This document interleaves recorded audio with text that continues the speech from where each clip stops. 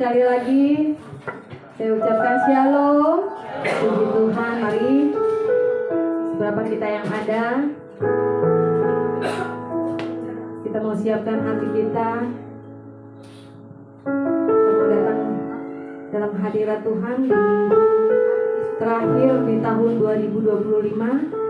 Kita mau menaikkan ucapan syukur kita kepada Tuhan. Seberapa kita yang hadir, sebelum kita masuk lebih jauh dalam hadirat Tuhan, saya undang jemaat Tuhan untuk bangkit berdiri. Kita mau berdoa. Yesus, Bapa kami dalam kerajaan surga, terima kasih Tuhan untuk kesempatan pagi hari ini. Kami boleh ada di minggu terakhir di penghujung tahun 2025.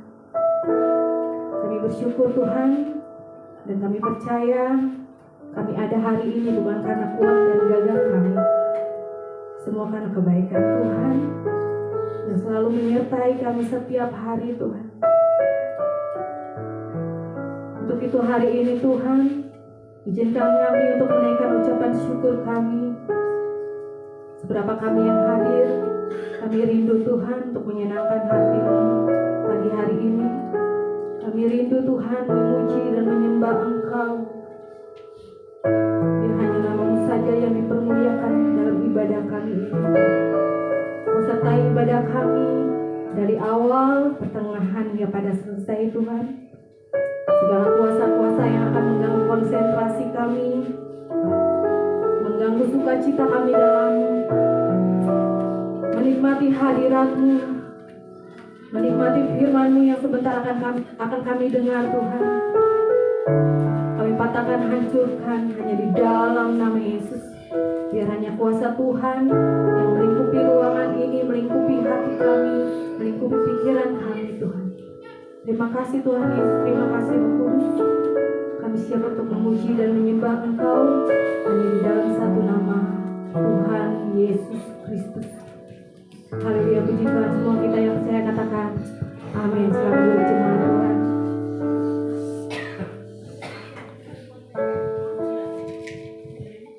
Luar biasa penyertaan Tuhan dalam hidup setiap kita. Hingga pada hari ini kita ada di penghujung tahun 2025.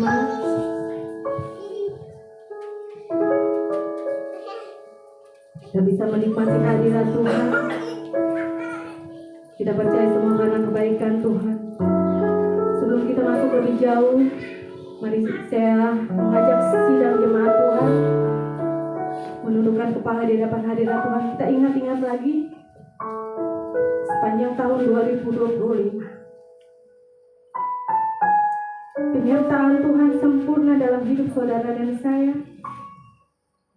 Sekalipun ada banyak tantangan, ada banyak air mata, ada banyak kesulitan, pergumulan hidup, tapi Tuhan selalu memberi kekuatan. Karena pada hari ini kita boleh ada sebagaimana kita ada hari ini. Terima kasih Tuhan. Mari saudara kita arahkan hati dan pikiran kita pada kebaikan Tuhan. Kita rindu memberikan ucapan syukur kita kepada Tuhan.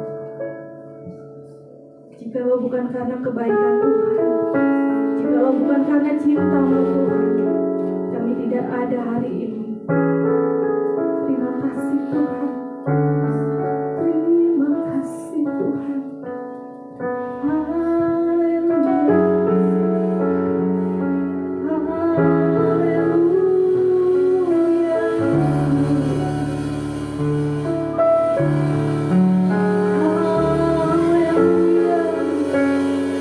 Menaikkan ucapan syukur kami Tuhan.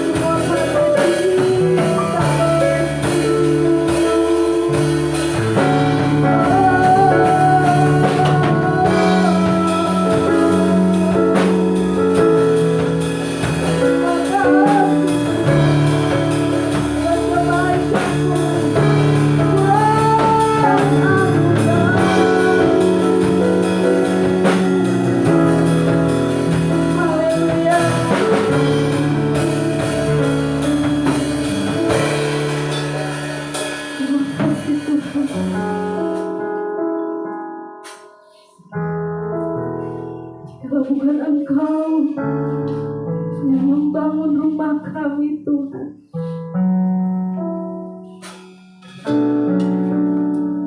Sia-sia usaha kami Tuhan,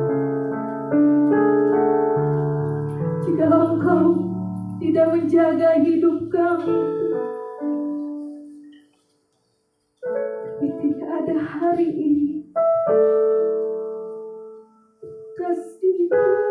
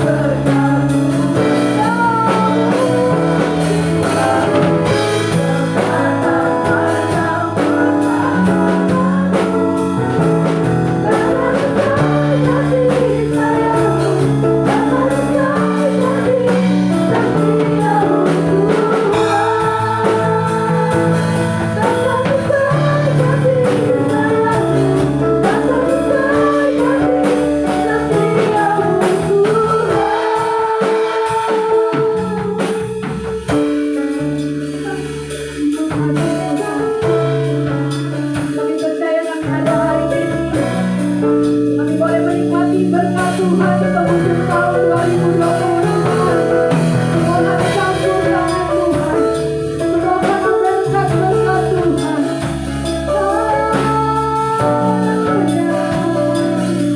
Kami kemudian ucapan syukur kepada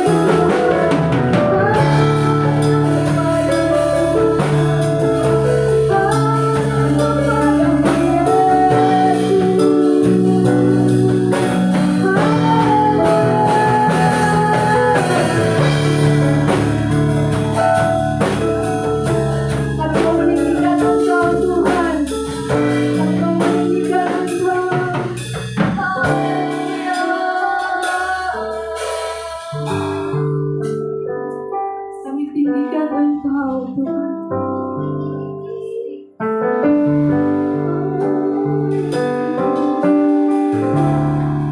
Ku tinggikan Engkau Tuhan, melebihi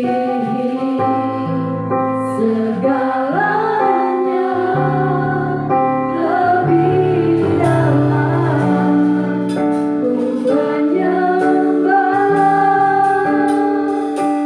dalam roh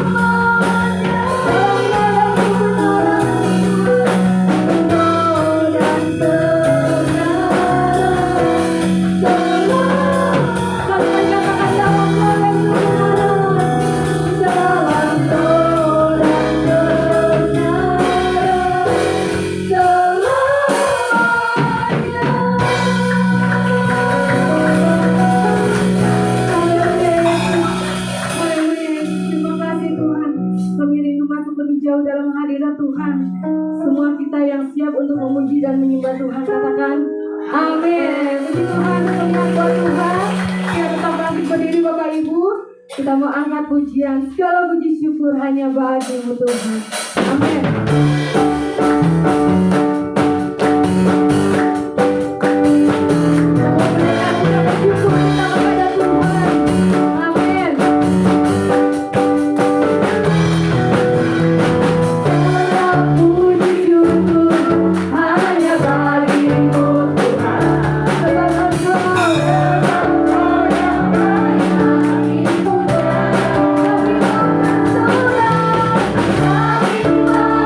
Oh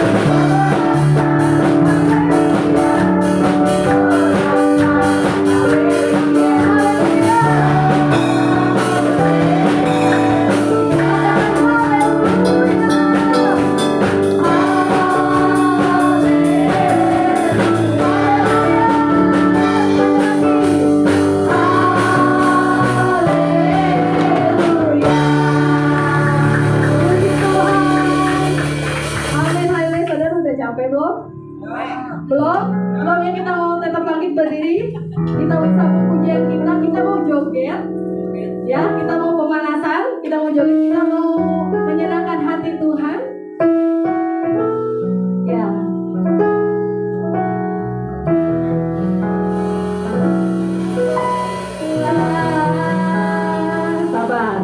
Sahabat musik, kita di sini semua bukan untuk menonton, amin. Kita semua datang ke rumah Tuhan untuk menyenangkan hati Tuhan, amin. Ya, kita mau all out ya, menyembah Tuhan, memuji Tuhan, kita mau lebih lagi. Ya, musik.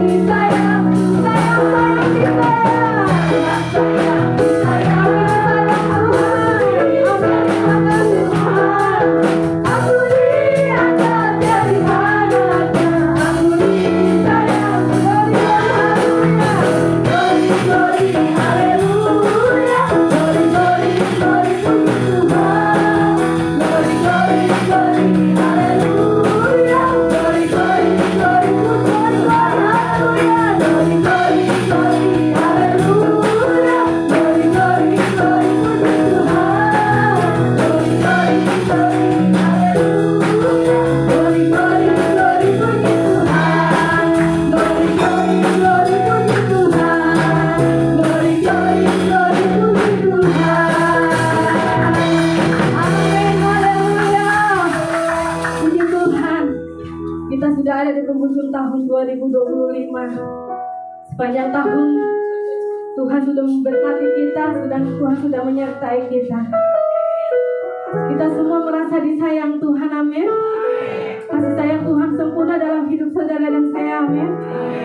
Ya, saya rindu jemaat Tuhan nyanyikan pujian ini dari dasar lubuk hati yang paling dalam.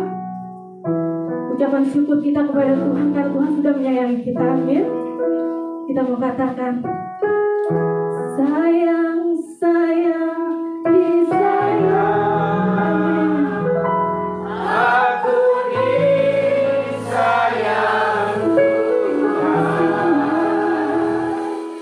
Aku diangkat jadi anaknya. Aku disayang. Lebih lagi katakan, sayang, sayang. Sayang, sayang, disayang. Kami begitu disayang Tuhan. Terima kasih Tuhan. Aku diangkat jadi anaknya. Aku disayang. Kali lagi jemaat Tuhan, ucapan syukur. Sayang, sayang, disayang. Aku disayang Tuhan. Aku diangkat jadi anaknya. Aku disayang Tuhan.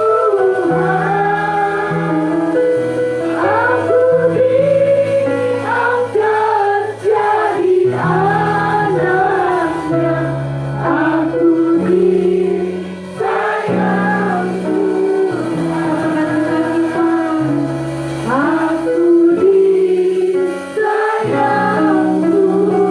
Aku disayang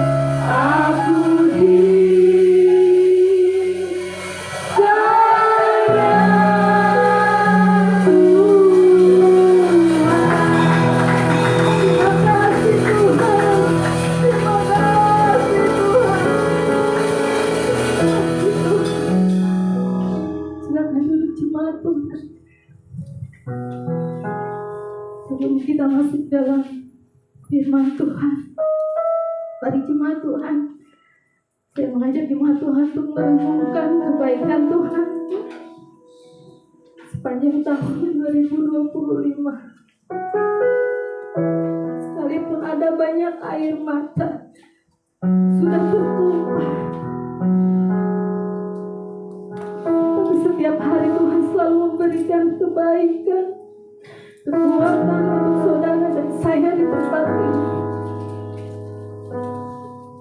Terima kasih Tuhan Yesus untuk kebaikan-Mu, untuk kasih sayang-Mu dalam hidup kami. Terima kasih Tuhan.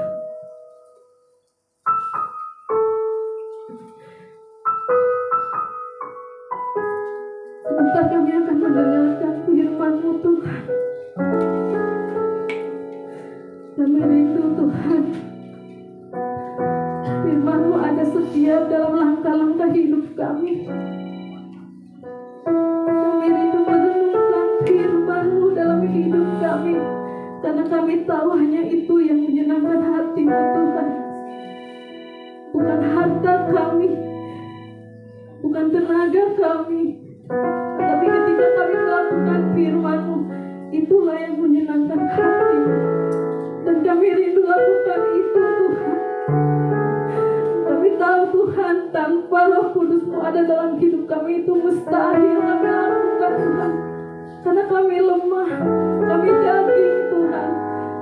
Untuk itu mari Roh Kudus memenuhi setiap kami, memampukan setiap kami untuk dapat melakukan firman Tuhan dalam hidup kami.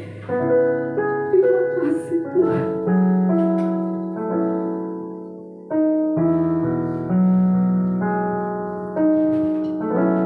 Inilah yang kurenungkan setiap waktu. Nyanyian pujian aku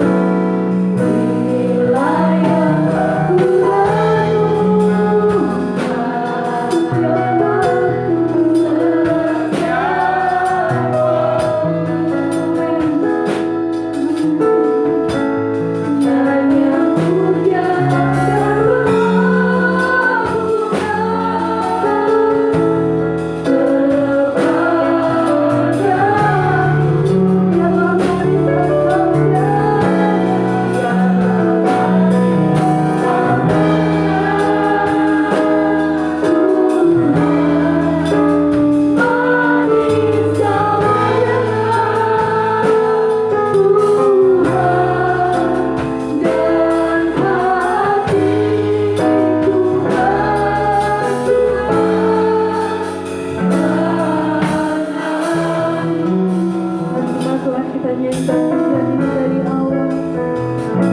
Ya Tuhan, aku hendak bernyanyi bagi Tuhan selama aku hidup. Nyanyikan pujian ini dari dasar hati.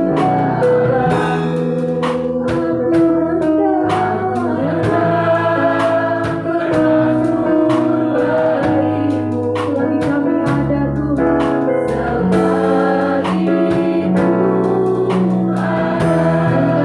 dari awal lagi, sama-sama katakan ya Tuhan. Ini dah suara jemaat Tuhan.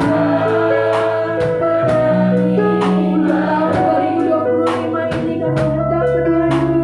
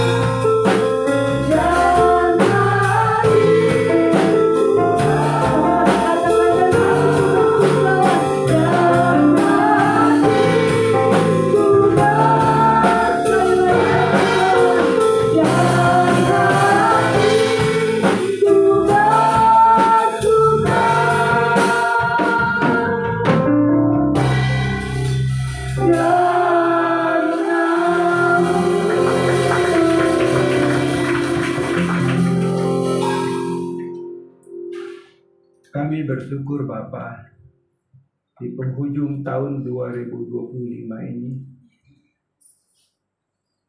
kami boleh datang beribadah kepada Engkau. Kami percaya pemeliharaan-Mu sepanjang tahun 2025 adalah pemeliharaan yang begitu sempurna dalam kehidupan kami menurut pemandangan Engkau, menurut kehendak dan rencana-Mu yang kadang dalam kehidupan ini kami tidak bisa mengerti dan kami seringkali salah menafsirkan, memaknai, menerima akan pemeliharaan-Mu yang sempurna itu. Karena kami seringkali mengukur pemeliharaan-Mu dengan natur daging kami yang berdosa. Sehingga yang keluar dari ucapan kami, yang membuat jiwa kami bukan mengucap syukur, tapi kami terus mengeluh dan bersungut-sungut. Ampuni kami ya Bapa. Dan di penghujung tahun ini Bapa, kami bersyukur kami boleh menutup dengan ibadah kepada Engkau. Kami percaya ibadah ini menjadi ibadah terakhir di tahun 2025. Dan kami percaya Bapa, pemeliharaan-Mu bagi kami terus tidak akan pernah berhenti. Dari tahun ke tahun pemeliharaan-Mu itu nyata bagi kami. Bapa, kami bersyukur untuk semua ini. Dan saat ini ya Bapa, kami mau belajar firman-Mu kembali. Kami mau mengenal Engkau, Allah yang benar itu.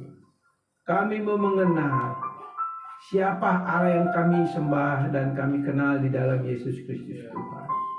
Seringkali sebagai orang yang percaya, kami kurang mengenal Engkau secara pribadi.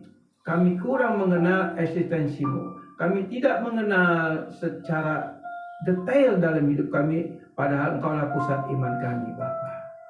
Ampuni kami. Dan malah pada pagi ini kami mau belajar untuk mengenal Engkau lebih dekat lagi, lebih dalam lagi. Siapakah Engkau Allah yang kami sembah ini? Terima kasih Bapa. Pakai dan urapi hamba-Mu saat ini. Kuduskan hamba-Mu oleh darah Yesus. Dan ampuni Bapa akan segala dosa-dosa dan kesalahan hamba-Mu ini. Baik yang hamba lakukan dalam hati, pikiran, perkataan, dan perbuatan, sengaja dan tidak sengaja. Hamba-Mu mengakui betapa banyaknya kesalahan dan dosa yang hamba lakukan. Bahkan sampai tadi pagi pun ada banyak salah dan dosa yang hamba lakukan. Ampuni Tuhan akan dosa-dosa hamba-Mu ini. Layakkan hamba oleh darah Yesus. Sebab tanpa kuasa darah Yesus hamba tidak layak berdiri di atas mimbar yang kudus dan suci ini. Hamba percaya Kau sudah mengampuni dosa dan kesalahan hamba. Hamba percaya Kau melayakkan hamba berdiri di atas mimbar yang kudus dan suci ini. Karena anugerah-Mu saja. Demikian juga Bapa, ampuni akan dosa dan kesalahan daripada jemaat-Mu di tempat ini. Apapun yang mereka lakukan, kesalahan dan dosa mereka selama tahun 2025 ini, hamba berdoa minta pengampunan-Mu Bapa. Ampuni semua jemaat-Mu di tempat ini akan dosa dan kesalahan mereka. Hamba percaya kuasa darah Yesuslah yang mengampuni dosa dan kesalahan mereka dan membenarkan mereka di hadapan Engkau, sehingga jemaat di tempat ini adalah orang-orang yang benar di hadapan Tuhan. Terima kasih Bapa. Urapi kami semua. Roh Kudus, kuasai dalam pembacaan dan perenungan firman ini. Arahkan hati pikir dan konsentrasi kami, agar betul-betul kami fokus mendengar firman Tuhan. Dan kami mau membuka hati kami. Jadikan hati kami sebagai tanah yang subur untuk menerima benih firman ini. Kami menghormati, menghargai firman-Mu. Dalam nama Yesus kami berdoa. Amin. Shalom. Silakan duduk saudara. Saudara, harusnya hari ini jadwal daripada Pak Hendy, karena beliau ada berhalangan, akhirnya saya yang menggantikan jadwal dari Pak Hendy. Saudara, saya akan bawakan kembali hukum yang ketiga dari 10 perintah Allah, dan kemungkinan nanti akan saya selesaikan untuk tahap pertama, hukum ke-1 sampai hukum ke-4, yaitu tentang jangan ada padamu Allah lain, jangan membuat patung, lalu jangan menyebut nama Tuhan dengan sembarangan, lalu ingat dan kuduskan hari Sabat. itu saya akan selesaikan nanti, mungkin beberapa kali khotbah lagi. Dan untuk hukum ke-5 dan ke-10 sampai ke-10 itu nanti saya lanjut mungkin di pertengahan tahun. Kenapa? Takut saudara merasa bosan, saudara ya, merasa bosan takutnya ya. Kalau saya sih nggak bosan, saudara ya, tapi kan saya juga harus menghargai perasaan saudara ya. Jadi nanti sampai hukum ke-4 saja, hukum ke-5 sampai 10 mungkin pertengahan tahun 2026 baru saya bawakan kembali. Hukum yang hukum yang ketiga, firman Tuhan katakan demikian di dalam Keluaran 20 ayat 7. Jangan menyebut nama Tuhan Allahmu dengan sembarangan, sebab Tuhan akan memandang bersalah orang yang menyebut namanya dengan sembarangan. Ayat 7 ini dari hukum yang ketiga ada dua posisi. Yang pertama adalah ayat 7a, jangan menyebut nama Tuhan Allahmu dengan sembarangan. Ini adalah bentuk perintah. Jadi Allah memerintahkan kepada bangsa Israel, juga kepada saudara dan saya, bentuk perintah. Kalau bentuk perintah artinya kita harus memperhatikan perintah itu, kita harus mentaati perintah itu. Karena ini bentuk perintah. Bentuk perintah. Jadi Allah memerintahkan kepada kita untuk kita jangan menyebut nama Tuhan dengan sembarangan.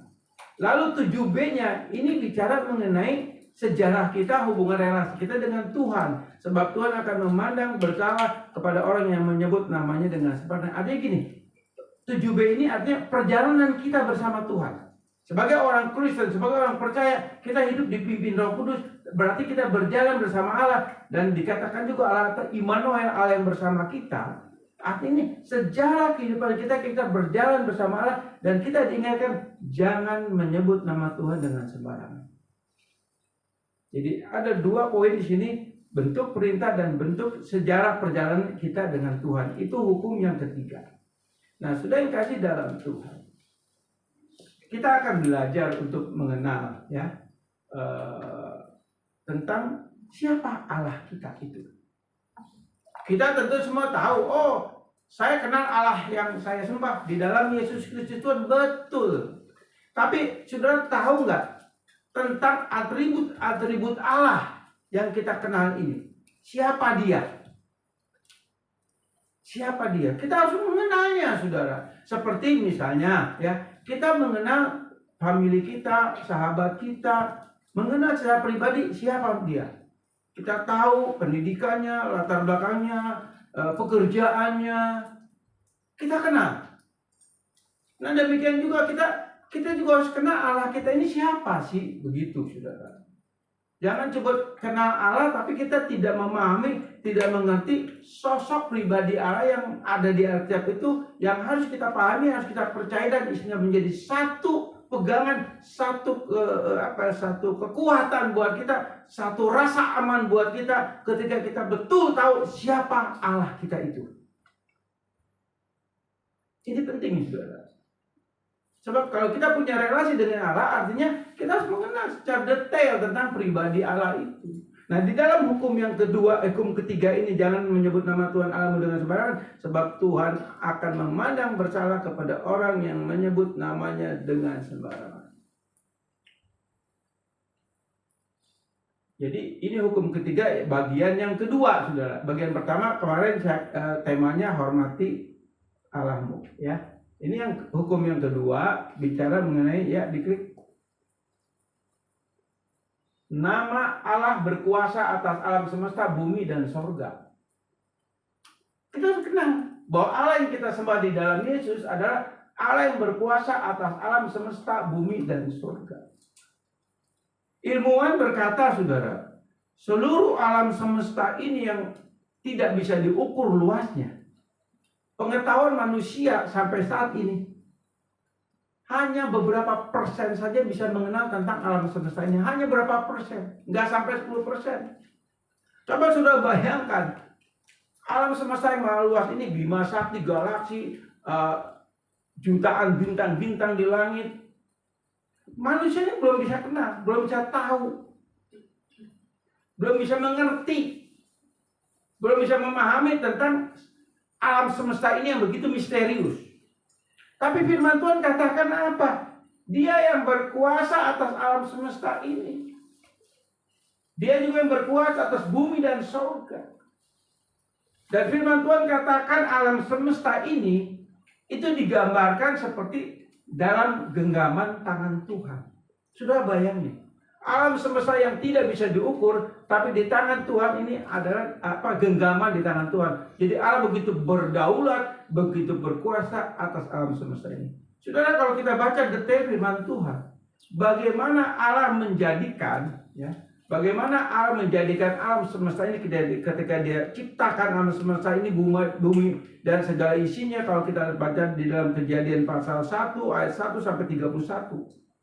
Bagaimana di situ Allah ketika memerintahkan planet-planet, bintang-bintang, galaksi-galaksi dan bima sakti.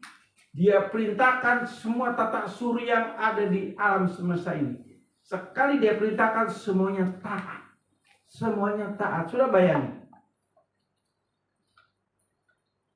Kita jangan jauh ke alam semesta yang terlalu jauh itu, saudara. Ya.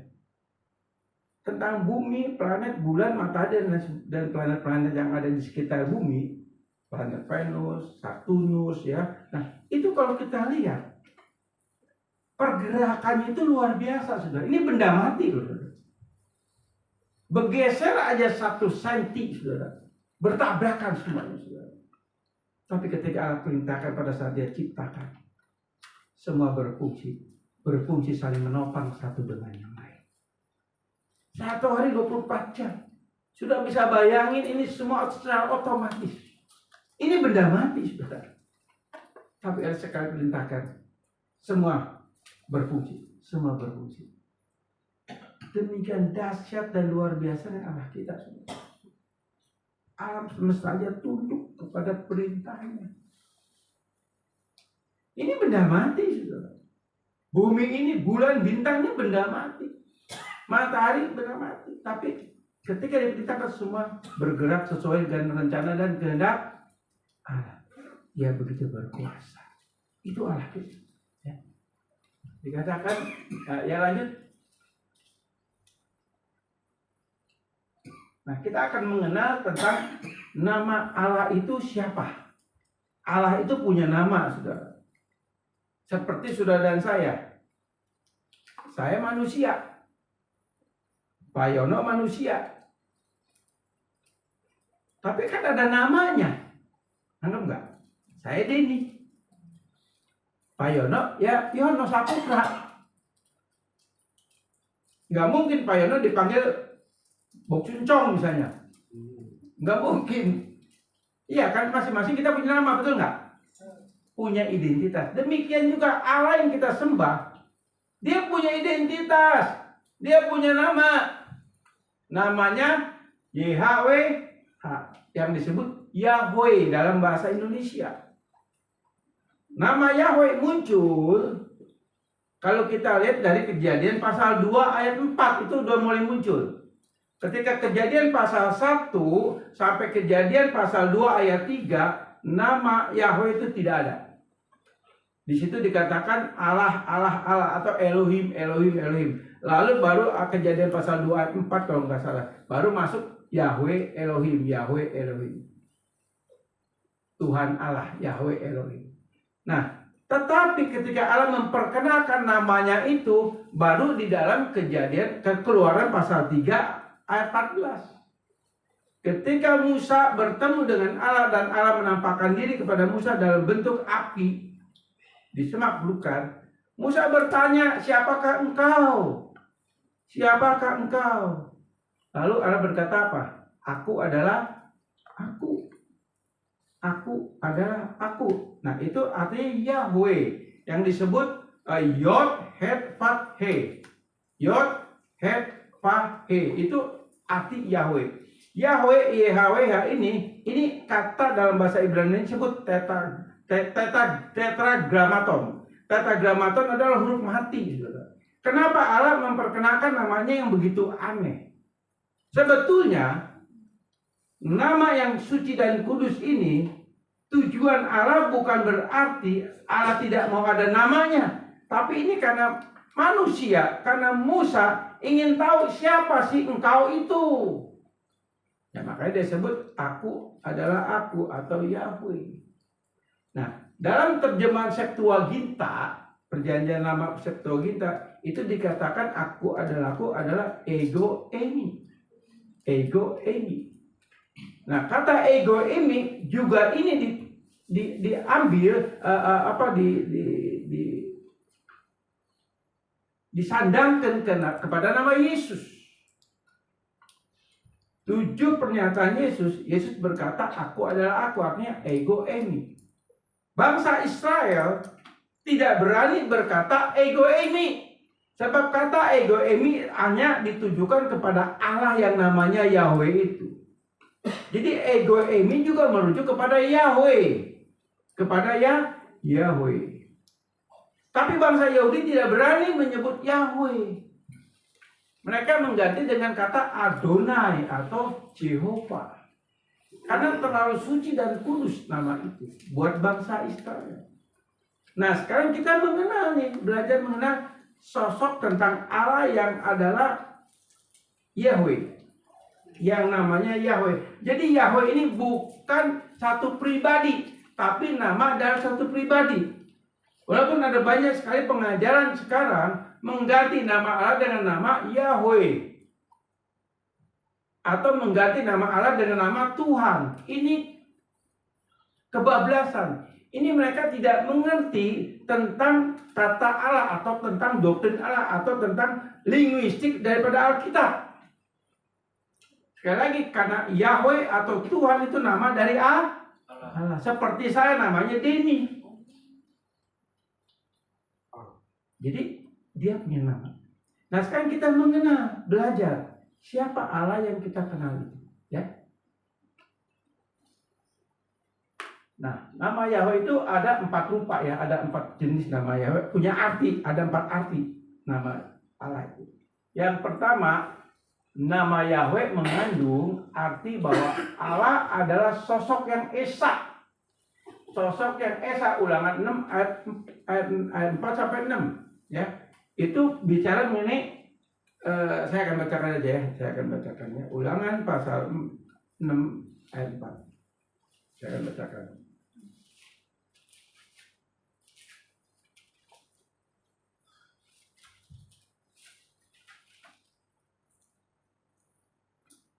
Ulangan pasal 6 ayat 4 sampai 6, demikian firman Tuhan.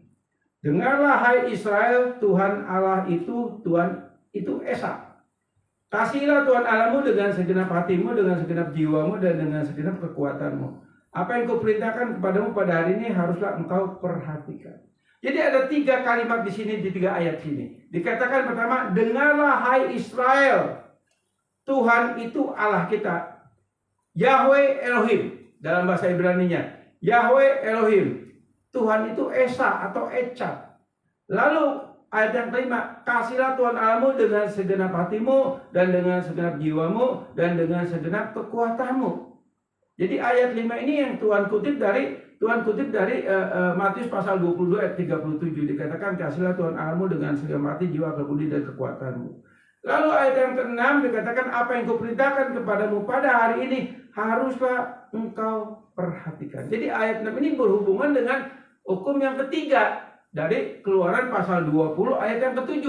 Jangan menyebut nama Tuhan Allahmu dengan sembarangan. Itu kalimat perintah. Artinya di sini juga dikatakan apa yang kuperintahkan kepadamu pada hari ini haruslah kepada. Artinya apa? Artinya kita diperintahkan untuk memperhatikan jangan menyebut nama Tuhan dengan sembarangan.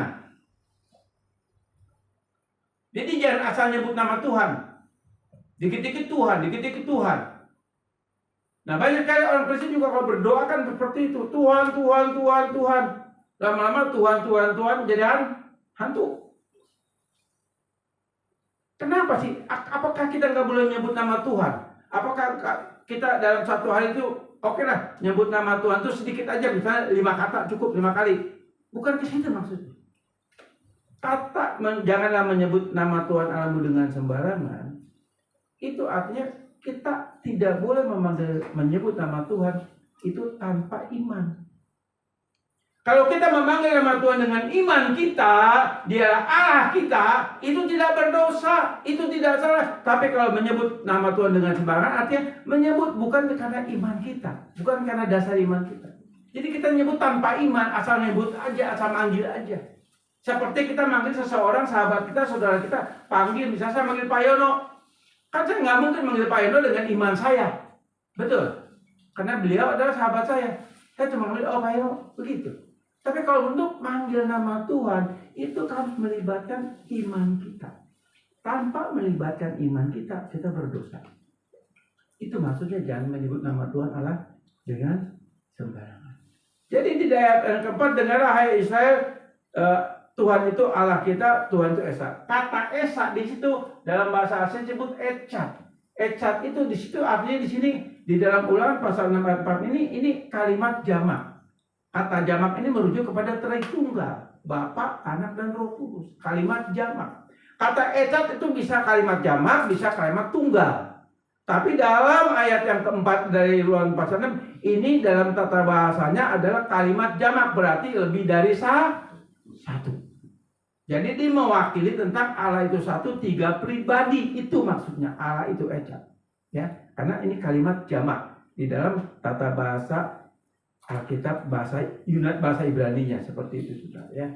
Nah, jika dikatakan bahwa Allah adalah sosok yang ada dengan sendirinya, Allah yang memiliki kebebasan sempurna yang tidak bisa dibatasi oleh apapun, sosok Allah yang absolut. Jadi kita tahu sendiri bahwa Allah yang kita sembah di dalam Yesus, dia adalah Allah yang memiliki kebebasan yang sempurna. Dia punya kebebasan yang sempurna, dia punya kehendak bebas sempurna. Jadi apapun yang dia lakukan, apa yang ada yang dia putuskan, semua itu adalah baik adanya.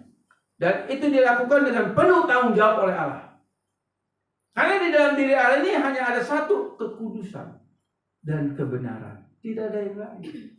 Begitu sudah ya. Nah, selanjutnya dikatakan bahwa tidak bisa dibatasi oleh apapun juga. Sosok Allah yang absolut, yang tidak bersandar pada apapun. Sosok yang tidak tersaingi di seluruh alam semesta, ciptanya juga dikerjakan di seluruh ciptanya, juga di kerajaan sorga. Allah yang sepenuhnya berdaulat atas semua ciptaannya. Jadi di sini digambarkan bagaimana tentang Allah yang Echat itu, dia Allah yang berdaulat, Allah yang sempurna dengan kehendak bebasnya, dia Allah yang absolut, dan dikatakan tidak ada satu sosok atau satu pribadi yang bisa menghalangi keputusannya. Termasuk dalam kerajaan surga, Allah sepenuhnya berdaulat atas semua ciptaannya. Nah, sudah pemahaman tentang berdaulat ini juga kita pahami dengan benar. Seringkali banyak orang tidak bisa memahami Allah itu berdaulat. Dan ada menjadikan Allah itu konsep yang deisme. Apa itu Allah konsep deisme? Allah konsep deisme artinya setelah Allah menciptakan, lalu Allah cuci tangan, Allah lepas tangan. Mau terjadi apapun, Allah masa bodoh. Seperti contohnya, ya, sebuah ahli jam tangan. Seorang ahli jam tangan membuat jam tangan yang otomatis atau yang pakai baterai. Setelah dia buat, dia jual. Lalu tergantung si yang belinya mau dirawat apa enggak itu. Kalau dipakainya jorok, dia rusak. Nangkep enggak? Nah itu Allah yang deisme, artinya setelah Allah menciptakan, Allah membiarkan semua ciptaannya berjalan dengan sendiri. Dan pokoknya intinya gini, kamu atur sendiri hidup kamu bebas. Saya nggak mau tahu lagi. Yang penting saya udah ciptakan. Sekarang terserah. Kamu punya kehendak bebas. Kamu lakukan apa aja terserah. Dia angkat tangan. Itu Allah yang deisme. Dan versi ini adalah versi yang dipahami oleh agama-agama lain. Bahkan termasuk agama Kristen ada beberapa yang mengajarkan yang mengadopsi seperti itu, saudara. Tapi sesungguhnya ini Allah yang berdaulat, yang berotoritas. Artinya apa? Segala ciptaannya, termasuk saudara dan saya, tetap apapun, dimanapun, kita tetap dalam kontrol Allah, dalam kendali Allah, dalam ketetapan Allah. Jadi kita ini hidup dalam kontrolnya Allah, dalam kedaulatannya Allah. Allah tidak lepas dari kontrolnya kita untuk mengontrol hidup kita.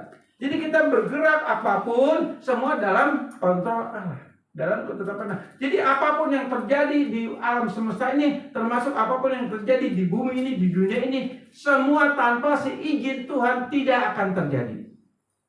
Termasuk mungkin yang ekstrimnya saya katakan, kok bisa terjadi pembunuhan, terjadi pemerkosaan, terjadi bencana alam yang seperti di Sumatera itu.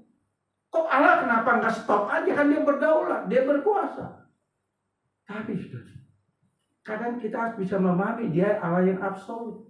Dia Allah yang tetap berdaulat. Jadi apapun yang terjadi baik atau buruk itu tanpa seizin Tuhan tidak terjadi. Nah, kita harus memahami di sini. Kalau gitu Allah kita Allah yang jahat dong. Kecelakaan dibiarkan terjadi. Bukankah Allah bisa menjaga supaya bencana alam? Bukankah Allah bisa jaga supaya terjadi bencana alam? Saudara, di dalam kedaulatannya Allah, di dalam alam semesta ini dan di dalam bumi ini, Allah itu menciptakan 6 hukum, saudara. Jadi ada 6 hukum yang Allah ciptakan, Allah berikan, Allah tetapkan di dunia ini, saudara. 6 hukum ini yang mengatur pergerakan kehidupan di bumi ini. Salah satunya hukum alam. Nah, hukum alam diberikan oleh Allah kepada di dalam dunia ini. Artinya apa? Kalau misalnya hutan-hutan digundulin, saudara, ditebang semua, hutan itu gundul, gunung-gunung itu gundul, akhirnya terjadi erosi dan terjadi banjir. Itu hukum alam. Yang salah siapa? Allah manusia. Manusia. Karena Allah sudah menerapkan ada hukum Allah. Lalu misalnya saya naik motor kenceng, ngebut, lari 150. Tapi saya sebetulnya nggak bisa naik motor, saudara. Ini anggap ya, naik motor 150, jeder, nabrak, mati. Yang salah siapa? Allah apa saya? Saya.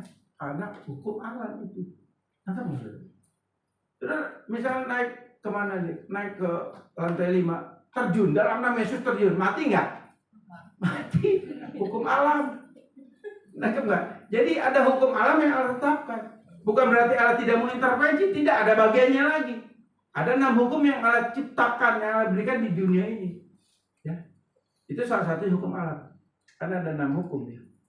Yang disebut satu hukum apa? Kehendak Allah, kedua rencana Allah, ketiga intervensi Allah, keempat hukum alam, kelima kehendak bebas manusia, keenam hukum intervensi iblis. Jadi 6 hukum kita hidup di dunia ini. Tapi saya nggak bahas itunya, saudara ya, terlalu lama. Ya ini aja udah lama, saudara. Sudah pasti udah tidak pikir saudara, wah sejam lagi nih kan begitu, saudara ya. Oke, nah di dalam Ulangan 4 ayat 32 sampai 35, tapi ayat 39 saja yang saya kutip. Sebab itu sadarilah hari ini dan jangan lupa Tuhan satu-satunya Allah di langit dan di bumi. Perhatikan, saudara. Tuhan adalah satu-satunya Allah di langit dan di bumi. Artinya apa? Di seluruh alam semesta ini dan di bumi, dialah Tuhan satu-satunya. Ada hanya satu Allah saja. Yang katakan di dalam hukum yang pertama dan yang ketiga, jangan ada padamu Allah lain di hadapanku. Artinya menunjukkan bahwa Allah itu cuma satu. Allah lain adalah itu berhala-berhala atau manifestasi daripada roh jahat, seperti itu, saudara. Jadi sesungguhnya tidak ada Allah lain, cuma Allah itu cuma satu. Kalau Allah lain itu Allah ciptaan daripada iblis, daripada penyesat, seperti itu ya. Jadi dikatakan sebab itu sadarilah hari ini dan jangan lupa Tuhan itu satu Allah di langit dan di bumi, tak ada yang lain. Yesaya 45 ayat 5 dikatakan akulah Tuhan yang tidak ada, akulah Tuhan dan tidak ada yang lain kecuali aku, tidak ada Allah. Jadi jelas sekali dengan penegasannya berkata, aku ini satu-satunya Allah di alam semesta ini, enggak ada Allah lain gitu. Enggak ada Allah lain di seluruh alam semesta ini. Cuma ada satu Allah.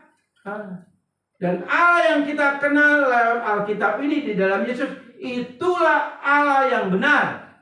Lalu bagaimana dengan agama-agama lain? Bukankah agama-agama lain juga menyembah Allah? Alkitab berkata, hanya satu Allah yang bisa kenal, melalui Yesus Kristus. Tidak melalui Yesus Kristus, berarti itu bukan Allah yang benar. Bukan Allah yang benar. Agama apapun.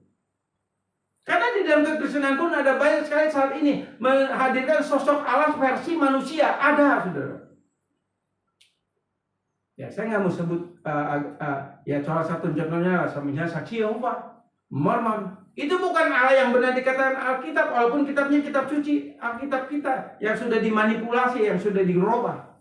Tapi itu sosok Allah yang bukan Allah yang benar. Seperti saksi Yehova, Mormon, itu bukan Allah yang benar. Ya. Nah, selanjutnya, saudara. Aku Tuhan Allah yang tidak lain kecuali aku tidak ada. Aku telah mempersenjatai engkau sekalipun engkau tidak mengenal aku. Aku ini Tuhan, aku ini Tuhan. Itulah namaku. Aku tidak akan memberikan kemuliaanku kepada yang lain atau kemasyhuranku kepada patung. Nah, saudara, kenapa iblis di dalam Lukas pasal 4 ayat 6 dikatakan kepada Yesus ketika mencobai, sembah aku akan berikan kemuliaan dunia ini, kemuliaan dunia ini. Sedangkan di sini dikatakan bahwa aku ini Tuhan, itulah namaku, aku tidak akan memberikan kemuliaanku kepada yang lain atau kemasyhuranku kepada patung. Jadi kemuliaan yang iblis tawarkan kepada Yesus di dalam Lukas pasal 4 ayat 6 itu kemuliaan dari manipulasi iblis. Dan kemuliaan ini adalah kemuliaan yang memang sifatnya arahnya menuju kepada kebinasaan, kepada dosa. Apa sih yang dikatakan yang ditawarkan kemuliaan oleh iblis? Itu kemuliaan kemegahan yang ada di dunia ini. Seperti apa? Kekayaan, kemewahan. Itu kemuliaan dunia. Lalu kalau gitu kekayaan hanya dari iblis? Tidak. Kekayaan juga yang datang dari Tuhan itu adalah berkat melalui Yesus Kristus.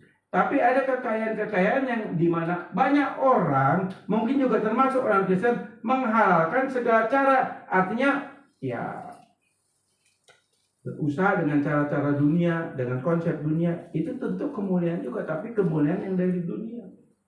Bukankah banyak sekali orang Kristen juga dalam berusaha, dalam berdagang, dalam bekerja, berdamai dengan konsep-konsep dunia. Nah, itu kemuliaan dunia, saudara.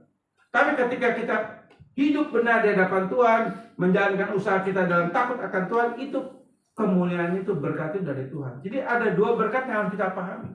Kalau berkat dari Tuhan, pasti hidupnya memuliakan Tuhan. Tapi kalau berkat dari dunia ini, hidupnya tidak akan memuliakan nama Tuhan, itu pasti. Seperti itu, saudara. Jadi kemuliaan palsu yang diberikan kepada dunia ini.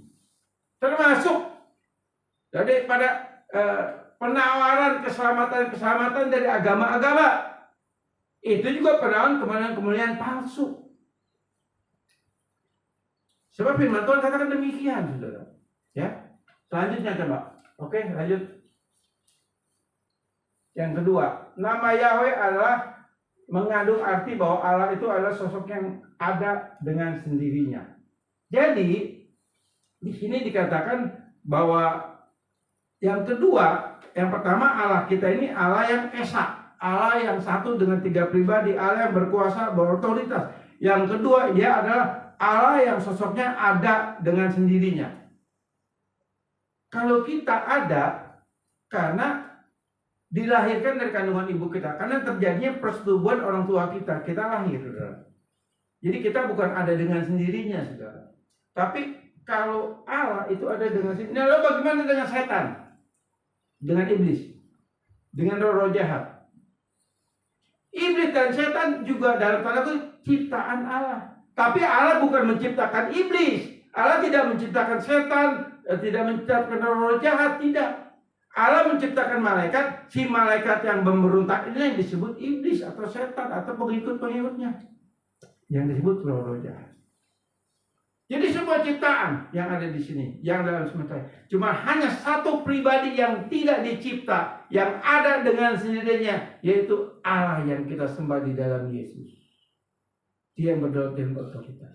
Jadi kita mengenal Allah yang benar, Allah yang ada dengan sendirinya, dia ada. Kita nggak bisa memahami, tapi dengan firman Tuhan katakan dengan sangat jelas sekali bahwa ada pribadi yang ada dengan sendirinya. Lalu siapa yang ciptakan Allah? Tidak ada, karena dia ada dengan sendirinya. Keberadaannya ada dengan sendirinya. Lalu dengan keberadaannya itulah dia ciptakan semua alam semesta ini dengan keberadaannya. Jadi dia Allah yang kekal. Begitu, saudara, ya. Di dalam Yesaya 41:4 firman Tuhan katakan demikian. Siapakah yang mengerjakan semuanya ini? Dia yang dari dahulu memanggil bangkit keturunan-keturunan. Aku Tuhan yang terdahulu dan bagi mereka yang terkemudian. Aku tetap dia juga, pribadi Allah yang ada dengan sendirinya. Kapanpun rupaku tetap sama dan tidak berubah. Perhatikan saudara. Kapanpun rupaku dan tetap sama dan tidak berubah. Seiring manusia menjalani kehidupan yang singkat seperti kabut. Jadi dikatakan dia seiring di mana dia tidak berubah dan dia ada pada ketetapannya dan dia tidak pernah berubah. Beda dengan manusia yang satu saat akan mati, saudara. Kita semua akan mengalami kematian. Memang ketika Allah ciptakan Adam dan Hawa di Taman Firdaus, Allah sebetulnya menciptakan Adam itu dalam kekekalan. Tapi karena Adam dan Hawa jatuh dalam dosa, akhirnya kematian tubuh itu terjadi, saudara. Sehingga manusia tidak lagi memiliki hidup yang kekal di dunia ini. Semua saudara dan saya dilahirkan dari kandungan ibu kita sudah mewarisi maut. Dosa warisan dari Adam dan Hawa. Jadi, karena kita dilahirkan dalam keadaan tubuh yang ada mautnya, otomatis kita akan mengalami pertama kematian tubuh. Nah, satu saat saudara saya akan mati dari kematian tubuh ini. Bukti tubuh kita berdosa adalah kita mengalami perubahan. Sejak kita dilahirkan sebagai manusia sebagai bayi, ya, kita akan bertumbuh. Pertumbuhan ini terjadi di dalam tubuh kita ini. Bertumbuh. Semakin dewasa. Kenapa kita bisa bertumbuh? Dan akhirnya dari bayi yang imut, yang lucu gitu ya, yang muda sekali gitu. Sampai akhirnya menuju kepada tubuh yang tua dan rentak. Itu bukti tubuh kita ini berdosa. Ada perubahan fisik dari muda sampai tua, ini bentuk bukti bahwa kita berdosa. Bukti tubuh kita ini berdosa. Jadi ketika kita mati pun tubuh kita dalam kematian tubuh yang berdosa. Perhatikan, tubuh yang berdosa. Tapi bagi kita yang sudah dilahirbarukan, nafsu roh kita yang tadi ada mautnya, Tuhan tanggung di tekad sehingga tidak ada mautnya lagi. Dan sekarang nafsu roh kita ini yang memiliki kekekalan. Nanti tubuh kita kembali ke tanah. Ketika Tuhan bangkitkan kita kembali dari kematian, kita diberikan tubuh yang kekal. Tubuh yang kekal. Tubuh yang tidak berubah. Seperti itu, saudara. Tapi nanti, dan itu harus mati dulu tubuh kita. Maka dari itu, sebagai orang Kristen pun kita akan semua mengalami kematian tubuh. Tapi nanti kita diberikan tubuh kemuliaan. Itu pasti, saudara. Ya. Nah, di sini dikatakan kapanpun rupaku tetap sama dan tidak berubah seiring manusia menjalani kehidupan yang singkat seperti kabut. Sifat manusia tidak kekal dalam tubuh berdosa, tetapi Tuhan Allah Yahweh Elohim kekal adanya. Artinya di sini menunjukkan di dalam Allah hanya kekal. Tapi sekarang bagaimana lalu dengan saudara dan saya? Gimana posisi kita? Posisi kita saat ini kalau kita sudah menerima Yesus sebagai Tuhan dan Juru Selamat, kalau kita sudah dilahirbarukan, otomatis yang namanya Yahweh Elohim itu kekal adanya ada juga di dalam natur rohani kita. Roh Kudus yang manunggal dengan roh kita, itu roh kekekalan, itu roh Allah, itu kemuliaan Allah ada di dalam natur roh kita. Maka dari itu natur roh kita ini tidak bisa mati. Natur roh ini punya kekekalan, natur roh ini punya soe, hidup yang kekal. Itu ada di dalam natur roh saudara dan saya. Kalau kita sudah dilahirbarukan. Jadi saudara, ini kita anugerah. Kita mengenal Yesus sebagai Tuhan Yesus Selamat, dan otomatis ada kekekalan yang kita miliki di dalam natur roh kita. Ada Allah yang kekal itu di dalam natur roh kita. Ada Allah yang tidak berubah itu di dalam natur roh kita. Jadi kita punya dua kehidupan yang disebut bios dan zoe. Bios itu tubuh daging yang berdosa ini yang akan kembali menjadi tanah dan debu. Tapi zoe itu ada di dalam natur roh kita. Di sini di dalam natur roh kita ada Allah yang hidup, Allah yang kekal, Allah yang tidak berubah. Itu ada tinggal di dalam natur roh kita. Kita apa nggak bersyukur?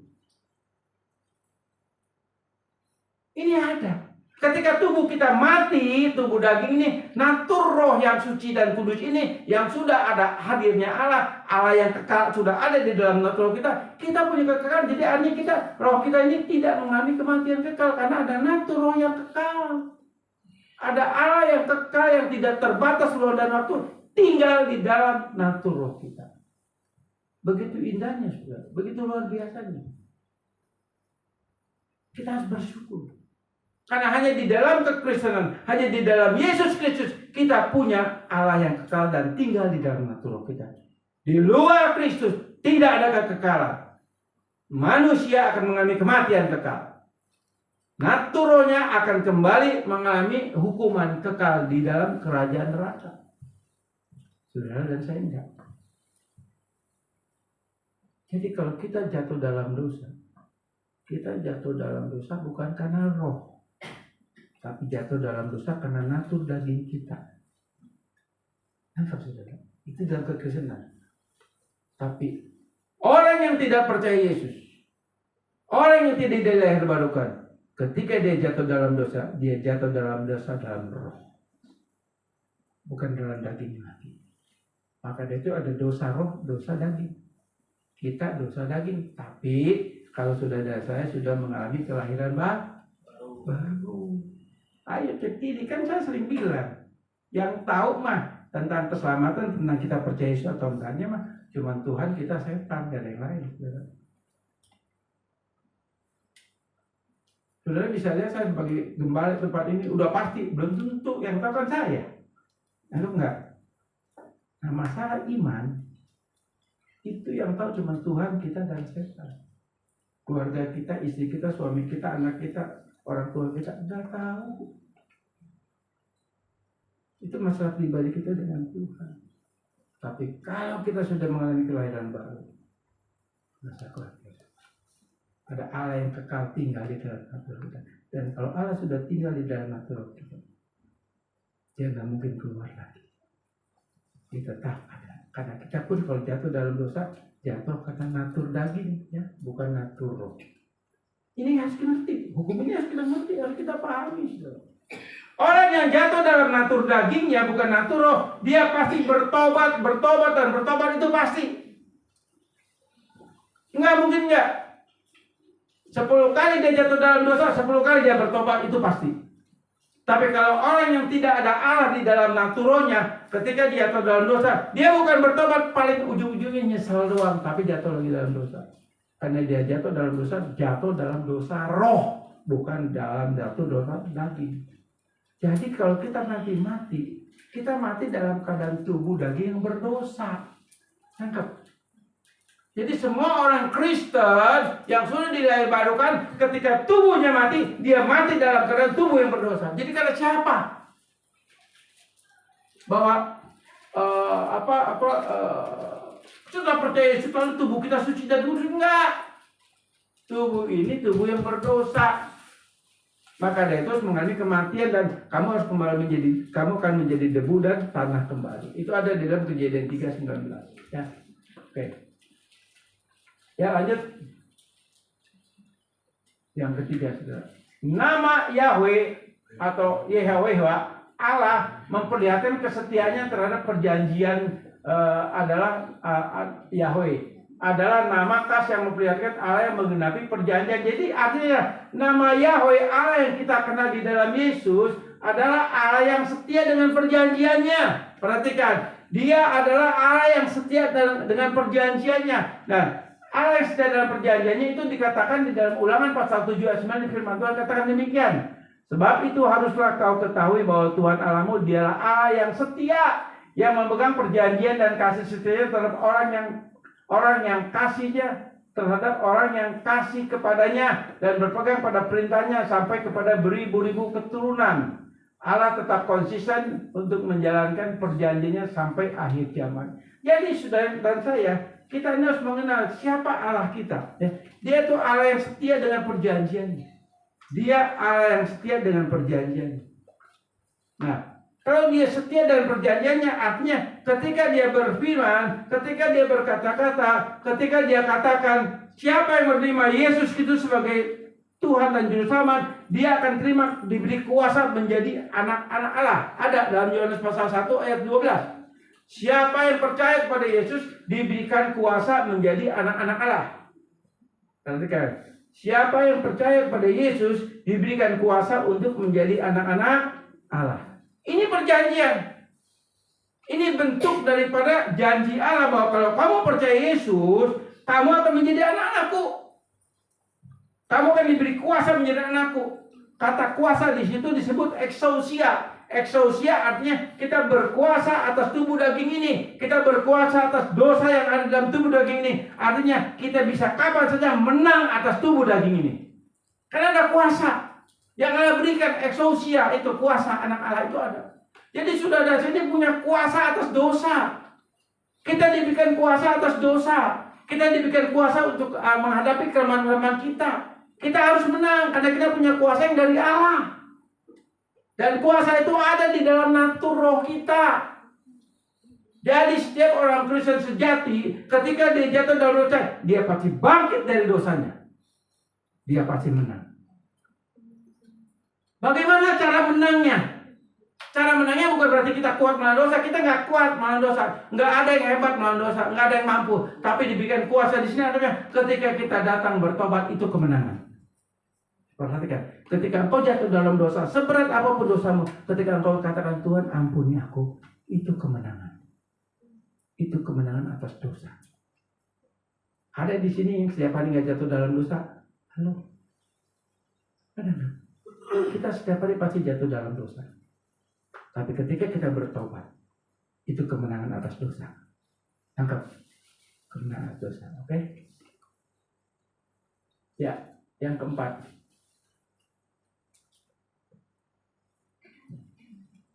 Yang keempat dikatakan nama Yahweh atau Allah menampakkan kemurahan hati dan belas kasihan.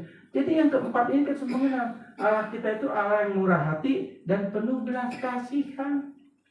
Allah kita ini Allah yang murah hati dan penuh belas kasihan. Sudah bayangkan betapa dahsyatnya Allah kita, betapa dia itu penuh kasih, dia penuh belas kasihan, dia penuh pengampunan. Itulah Allah yang kita sembah. Dia orang yang Allah yang murah hati. Karena dia katakan dia murah hati, dia belas kasihan. Yesus berkata di dalam Matius 11 ayat 28 dan 28, 29, 30 dikatakan apa? Mari datanglah kepadaku yang letih lesu dan berbeban berat, sebab aku ini rendah hati, aku ini murah hati. Ini Yesus bicara atas otoritas nama Allah. Jadi Allah yang kita kenal di dalam Yesus adalah Allah yang murah hati, Allah yang penuh belas kasihan, Allah yang penuh pengampunan. Jadi saudara yang kasih dalam Tuhan, sebesar apapun kesalahan kita, sebesar apapun dosa kita di hadapan Tuhan, dia itu murah hati dan penuh belas kasihan. Dia akan selalu mengampuni dosa-dosa kita. Pada saat kita datang, Tuhan ampuni saya, dia akan memeluk kita dan dia penuh pengampunan. Dan Allah yang murah hati dan belas kasihan ini dibuktikan sekali lagi ketika kita dilahir barukan, otomatis Allah Tritunggal itu masuk dalam natur kita, tinggal di dalam natur kita, hidup kita, tubuh kita ini dijadikan rumah Tuhan. Itu karena belas kasihan dan murah hatinya, saudara. Dia mau tinggal di dalam tubuh yang berdosa ini. Dan dia tahu hidup kita ini, tubuh kita ini tubuh yang berdosa. Dia tahu, tapi kenapa dia mau tinggal di dalam tubuh kita yang berdosa? Itu anugerah, itu kemurahan hati Allah, itu belas kasihan Allah kepada saudara dan saya. Dan kita nggak bisa ngerti, kita nggak bisa paham, saudara, akan kasih Allah yang begitu besar. Contohlah, saudara, kalau saudara misalnya diberikan rumah untuk tinggal di sebuah rumah misalnya, tapi rumah itu kotor, jorok, apa begitu, saudara. Saya yakin saudara nggak betah, betul nggak? Betah nggak? Hah? Enggak ya, kecuali kalau saudara jorok. Tapi kan saya percayalah, saudara di sini apik-apik ya, gitu ya. Ngerti nggak apik? Apik apa ya? Apa? Hah? Resik ya, resik. Ya, resik. Yakinlah, nggak mau. Saya pernah satu pelayanan di daerah ini di gunung, saudara, di atas gunung. Saya tidur di lantai, saudara, dingin loh, saudara, di gunung. cuma pakai tikar. Nggak ada apa-apa ya, cuma pakai tikar. Saya mandi. Mandi, ya namanya di gunung, nggak ada pemandangan air, saudara. Sampai dibilang, Pak mau dimasukin air? Nggak usah, Pak. Bisa, saya bilang. Dingin sih, super dingin, saudara. Ya kayak mandi RS lah gitu. Bener, ini bener. Masuk kamar mandi. Ya, masuk kamar mandi. Mandi, ya. Dingin sudah. Nah, pas saya mau mandi di bak, ya, ada benihnya, ada ikan. Ada ikan di dalam bak, ya mungkin biar ikan kali ya. Lalu ini bak mandi, itu WC, ya. Ini di sini ada bak, ada kangkung, saudara. Saya pikir kangkung itu buat ikan, saudara. Kan ada ikan di baknya. Nggak tahu ketika mau makan, ada kangkung. Saya bilang, ini kangkung di mana, Pak? Itu yang di kamar mandi, Pak. Wah, di kamar mandi. Kaget saya, saudara. Wah, nggak makan nggak enak, tahu nggak? Kangkung ini yang saya pikir ini buat ikan gitu kan. Ini bak plastik, itu WC, saudara. Jadi nggak mandi nggak makan. Kangkung dicas, tapi kita, wah, beli kangkung di mana, Pak? Itu Pak, kan tadi kita cuci di kamar mandi, mantek dah, mati. Ya tapi ya udah, gimana? Masa nggak makan dingin gitu? Makan. Dalam namanya itu puji Tuhan nggak sakit perut, saudara. Saya yakin. Jadi saya harus menempatkan diri seperti itu, saudara. Tidur di lantai, tikar, mandi dingin banget. Wah, pokoknya Pak, mandinya ya sudah ngalamin lah ya. Kalau ketika air dingin aja udah, waduh, udah kesiksa sudah ya. Tapi ya nggak apa-apa lah ya. Sama pelayanan, bayar harga. Saya bisa tinggal 3 hari di situ, saudara. Saya suka cita. Kenapa saya suka cita? Karena saya menempatkan diri ini pelayanan. Berarti saya terima dan saya alami ini. Dan saya suka cita. Dan saya tinggal, nggak mungkin saya cari hotel, mana ada hotel di situ? Nggak ada, saudara. Dan ini contoh rumah yang super sederhana itu saya bisa tinggal. Ya mungkin kalau seminggu nggak kuat ya saudara ya. Ini contoh, saudara. Nah sekarang tubuh kita ini tubuh yang berdosa. Di mata Tuhan tubuh kita ini najis, saudara. Di mata Tuhan tubuh ini kotor. Di mata Tuhan tubuh kita ini sampah, bau. Tuhan muak. Tapi sudah bayangin, dia mau tinggal di dalam tubuh yang jahat ini, tubuh yang berdosa ini. Kenapa? Karena dia punya belas kasihan, dia punya kemurahan, dia sayang sama kita. Dia mau tinggal di dalam tubuh kita yang najis, kotor ini, saudara. Apa bukan anugerah? Saudara, kita hormati hati dia. Coba kita renungin sudah sebentar. Tubuh kita ini tubuh yang begitu kotor, najis, bau. Tapi dia yang mau datang kepada kita. Dia mau tinggal di dalam tubuh kita. Kenapa? Karena dia penuh belas kasihan. Dia murah hati. Masih ada? Habis.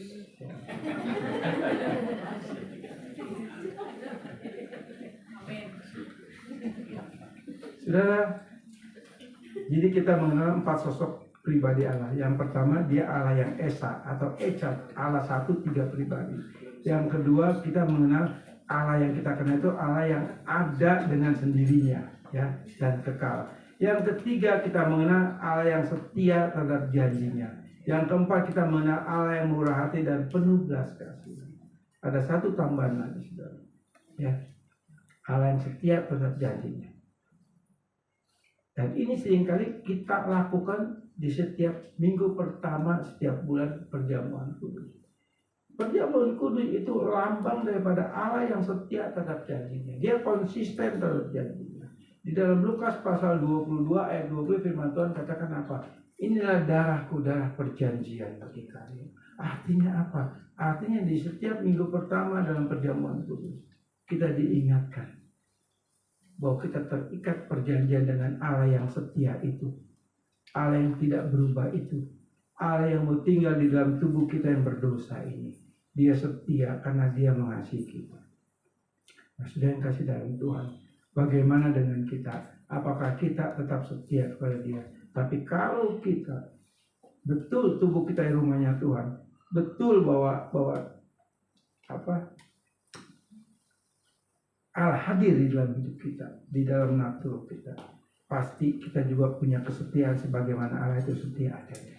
Saudara, kesetiaan itu bisa ada karena dia ada di dalam natur kita. Itu kesetiaannya Allah. Berarti saudara punya kesetiaan yang dari Allah. Orang yang setia karena dari kesetiaannya dari Allah, dia akan tetap konsisten ikut Tuhan. Dia berani bayar harga dan lain sebagainya. Sudah yang kasih dalam Tuhan, firman tidak saya panjangkan. Saya undang untuk pemusik maju ke depan. Kita akan nyanyikan satu lagu, saudara.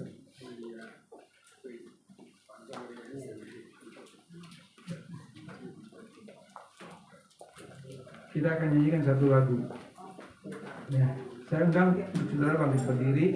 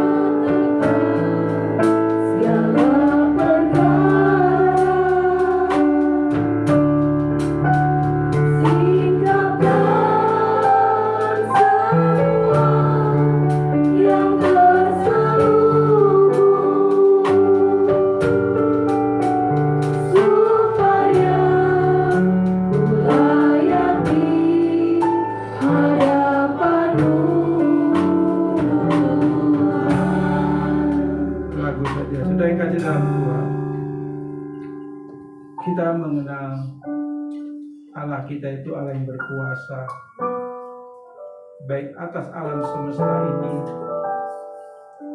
atas bumi ini, dan dia juga berkuasa dalam kerajaan surga.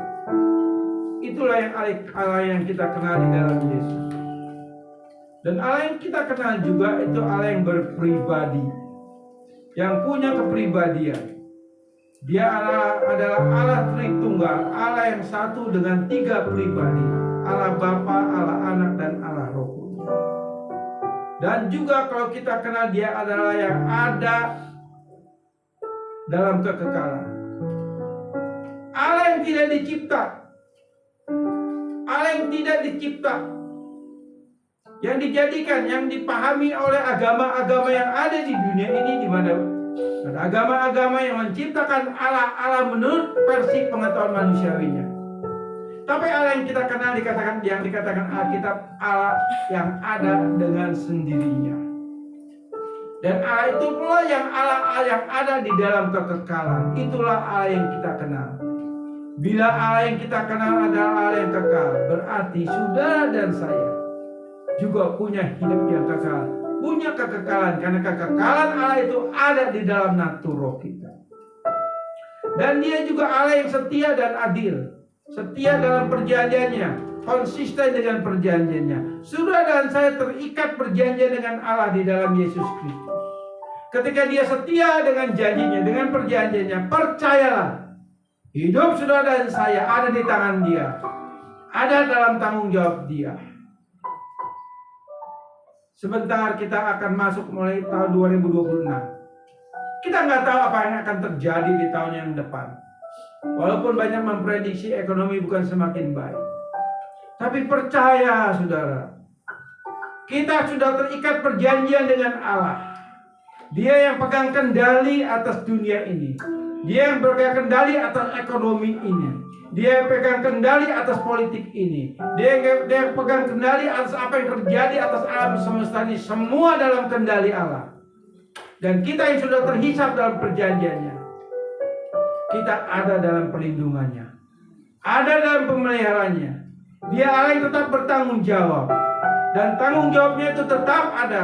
Bahkan setiap detik napas hidup saudara dan saya, kita selalu hidup dalam tanggung jawab Allah. Kita nggak perlu takut masuk tahun 2026, karena kita berjalan bersama Dia. Ada Dia berjalan di depan kita, yang akan menjadi pembela kita. Karena Dia yang berotoritas, berkuasa atas alam semesta ini. Dia yang berkuasa atas ciptaannya. Dan kita percaya kepada Dia, dan kita terikat dengan Allah yang demikian luar biasanya. Dia juga Allah yang penuh belas kasihan. Dia Allah juga yang penuh belas kasihan, saudara. Kalau Allah itu yang penuh belas kasihan, dan belas kasihannya itu juga ada di dalam hidup kita. Jadi saudara dan saya memiliki belas kasihan Tuhan.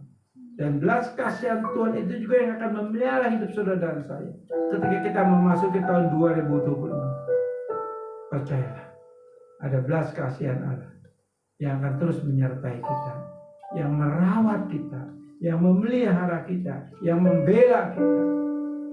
Saudara, kalau engkau betul sudah terikat perjanjian dengan Allah yang setia itu, kita nggak perlu takut, kita nggak perlu bimbang, kita nggak perlu gentar memasuki tahun 2026, sebab ada Allah yang menciptakan semuanya, yang berkuasa atas semuanya, semua dalam kontrol Allah, dalam kendali. Nah, sudah yang kasih dalam Tuhan, percayalah, hidup kita sebenarnya dalam tanggung jawab Allah. Bersyukurlah, Allah yang kita kenal di dalam Yesus sudah ada menunggal dengan roh kita. Dia tinggal bersama kita, dan kita dijadikan sebagai rumahnya Tuhan. Kita nyanyikan lagu ini sebagai bentuk daripada kita membuka jiwa kita, memanggil Tuhan untuk juga menguasai jiwa. Haleluya.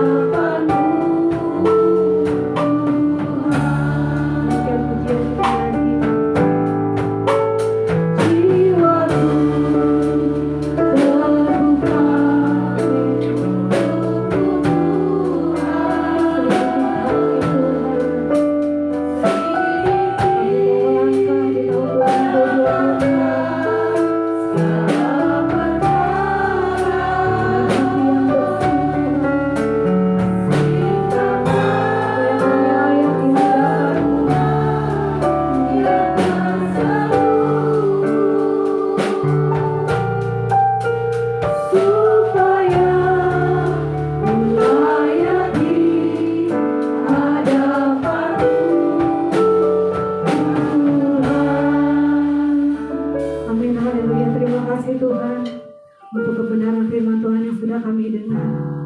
Terima kasih Yesus. Kami percaya Tuhan, Engkau ada bersama kami Tuhan. Kami melangkah dengan Tuhan di tahun 2026 Tuhan. Kami percaya Engkau ada beserta dengan kami. Terima kasih Yesus. Kami halaskan doa kami hanya di dalam nama Tuhan Yesus. Haleluya, puji Tuhan. Amin. Selamat duduk jemaat Tuhan. Terima kasih untuk Pak Gembala, firman Tuhan yang sudah diberitakan. Amat memberkati kami semua. Tuhan Yesus memberkati pelayanan Om dan keluarga dimanapun berada. Puji Tuhan. Kita akan siapkan persembahan kita. Yang bertugas saya persilakan untuk maju ke depan. Sebelumnya kita akan berdoa. Amin. Haleluya Yesus. Terima kasih Tuhan. Kami sudah memuji dan menyembah Engkau. Dan kami juga sudah mendengarkan firman-Mu. Kini tiba saatnya kami akan memberikan persembahan kami Tuhan. Sebelum kami memberi, kiranya Engkau kuduskan, Engkau layakkan persembahan ini Tuhan, supaya berkenan di hadapan-Mu dan berguna untuk pekerjaan di tempat ini. Terima kasih Tuhan, kami siap memberi hanya di dalam nama Tuhan Yesus Kristus. Amin. Puji Tuhan. Amin. Haleluya.